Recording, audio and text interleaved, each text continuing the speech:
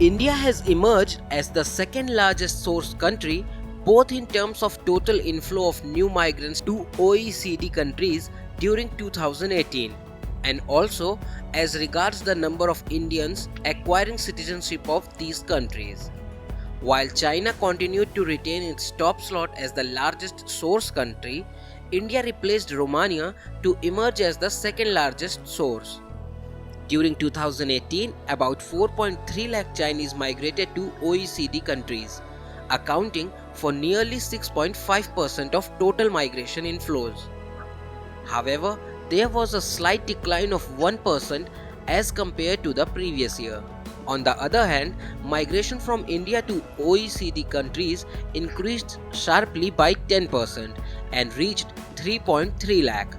Migration from India represents about 5% of overall migration to OECD countries. While Canada saw a huge spike in numbers, others such as Germany and Italy also saw more arrivals as compared to the previous years.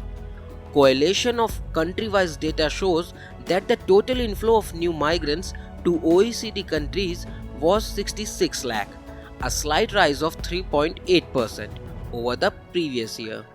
Data on migration flows by nationality may include temporary migration for some destination countries, clarifies OECD. The Organization for Economic Cooperation and Development is an association of 37 member countries such as European countries, US, Canada, Australia, New Zealand and Japan.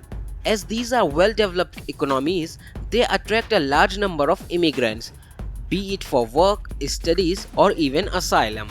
Before the pandemic, permanent migration flows to OECD countries, bar Colombia and Turkey that have hosted a large number of humanitarian migrants in recent years, was 55 lakh in 2019, with similar figures for 2017 and 2018. Permanent migration flows do not include temporary labor migration or international students.